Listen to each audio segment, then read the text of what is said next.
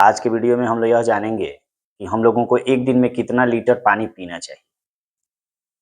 क्या ज़्यादा पानी पीना स्वास्थ्य के लिए लाभदायक होता है या कम पानी पीना स्वास्थ्य के लिए लाभदायक होता है।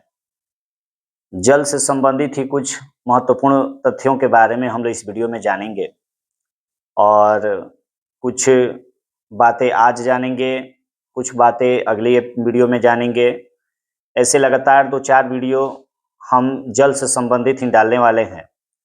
इसलिए जो भी देखने वाले हैं, जो भी वीडियो को वॉच करते हैं, वे लोग वीडियो पे लगातार बने रहेंगे ताकि जल से संबंधित बातें उनको जानकारी हो सके कि ज़्यादा पानी पीने के लिए ज़्यादा पानी पीना ज़रूरी है या कम पानी पीना ज़रूरी है।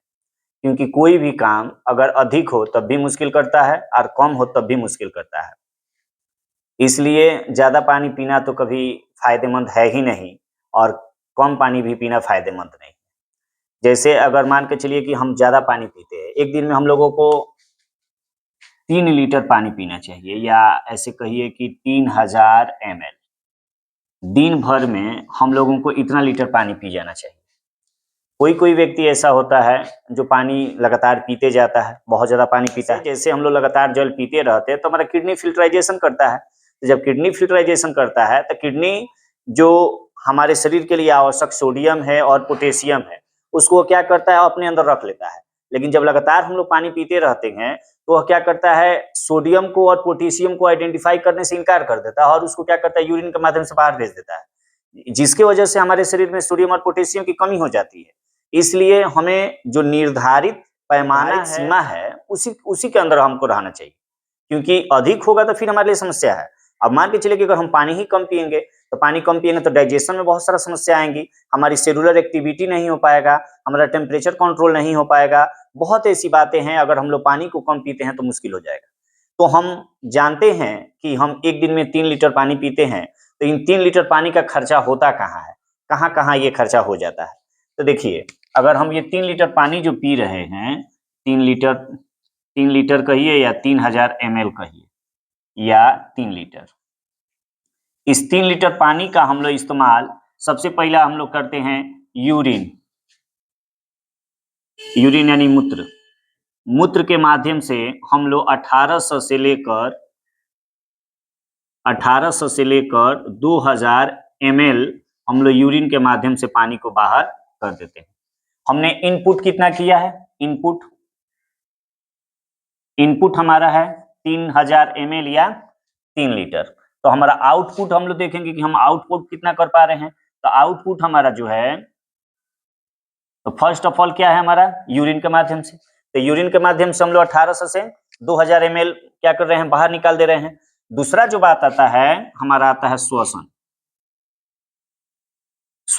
श्वसन के माध्यम से हम लोग जल की मात्रा जो होती है 400 से लेकर 500 ml हम लोग श्वसन के माध्यम से निकाल देते हैं। अब ये कोई सोचेगा कि हम लोग श्वसन के माध्यम से जल कैसे निकालते हैं। इसके लिए आपको सबसे अच्छा ठंडा का मौसम आइए रहा है, आप देखिएगा कि जब आप सांस लेते हैं या सांस छोड़ते हैं तो देखिएगा कि धुआं की तरह से निकल रहा है। तो वह धुआं की तरह से निकलता है, वह क्या होता है, जलवाष्प होता है। वह क्या होता है, जलवाष्प होता है। गर्मी के दिनों में तो हम लोग नहीं देख पाते हैं क्योंकि बहुत ज्यादा तापमान रहता है और तापमान रहने के कारण वह एक वेपराइज हो जाता है, वाष्प बन के उड़ जाता है। लेकिन ठंडी के दिन में तो हम लोग उसको देख पाते हैं ना, बोलते हैं तो मुंह से भी भाप निकलता है। तो ये श्वसन के माध्यम से 400 से 500 ml हमारा पानी निकल जाता है। उसके बाद से हमारा जो होता है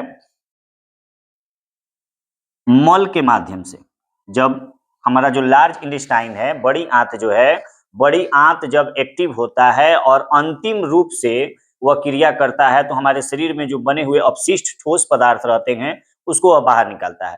तो उसको वह बाहर निकालता है तो उसमें हमारा जो जल की मात्रा हो जाती है 100 से 200 ml जल की मात्रा उसमें खर्च हो जाती है। मल बाहर करने में, शरीर से अपशिष्ट पदार्थ को बाहर करने में या लार्ज इंटेस्टाइन को एक्टिव करने में एक्टिव होता है तो वो हमारे शरीर से 100 से 200 ml पानी को क्या करता है, बाहर कर देता है।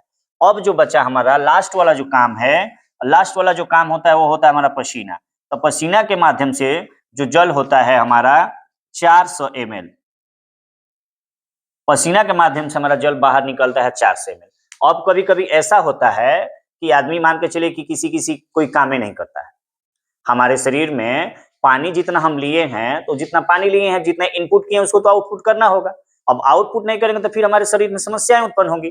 तो हमने आउटपुट करने के क्रम में देखा कि यूरिन के माध्यम से हमने 1800 से 2000 ml बाहर कर दिए।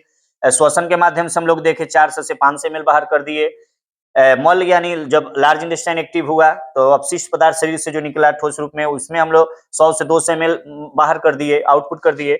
लास्ट में हमारा जो पसीना रहा, पसीना के रूप में हम लोग 400 ml अब बाहर करते हैं। अब देखिए बात क्या आ जाती है, कभी-कभी प्रॉब्लम यही खड़ा करता है।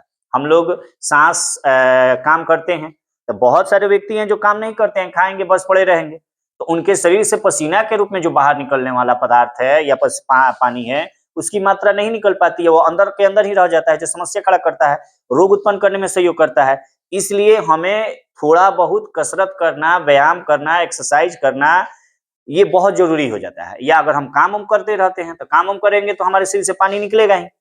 अगर हम दिन भर बैठे रहेंगे, अब ठंडा का मौसम है, तो ठंडा का मौसम में वैसे भी लोग पानी कम पीता है, और ठंडा का मौसम में पानी पिएगा तो हमको उस समय फ्लेशी फ्रूट्स को या सलाद वलाद जो है या ऐसे भोज्य पदार्थ का सेवन करना होता है जिसमें पानी की मात्रा हो, जो हमारे दिन भर का जो मेंटेनेंस है उसको कंप्लीट कर सके।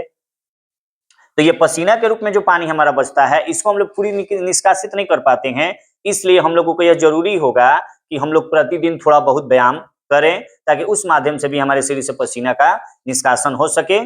तो यही हमारा है। हम लोग आउटपुट किए, इनपुट किए 3000, आउटपुट किए हैं 3000 कर देते हैं। अगर 3000 से कम होता है तो फिर मुश्किल होता है। अगला वीडियो जो हम डालेंगे उसमें हम यह बताएंगे कि हमारे शरीर के लिए पानी क्यों जरूरी है। ये तो हम लोगों ने जाना यह कि हम शरीर में पानी कितना लेना चाहिए और उसका उपयोग कहाँ-कहाँ होता है ना? अब अगला जो वीडियो आएगा उसमें हम लोग यह जानेंगे कि हम लोग शरीर से पानी, हमारे शरीर में पानी की आवश्यकता क्या है? हम क्यों पानी को लेते हैं? क्या हम पानी नहीं लेंगे तो क्या-क्या होगा, नहीं होगा? पानी का रासायनिक सूत्र क्या होता है? पानी का रासायनिक नाम क्या होता है? इन्हीं सब बातों को हम लोग अगले नेक्स्ट वीडियो में जानेंगे। और आप लोगों से विनम्रता रहेगी, विनम्रता पूर्वक कहना है कि आप लोग वीडियो को लगातार बने रहिएगा, देखते रहिएगा, और अपनी प्रतिक्रियाओं को जरूर देने की जरूरत पड़ती है। उसको आप कमेंट करके पूछ सकते हैं, यानी कोई भी बात आपको दिक्कत करता है उसको आप हमसे पूछ सकते हैं। हम हर संभव आपकी समस्याओं का समाधान करने का प्रयास करेंगे।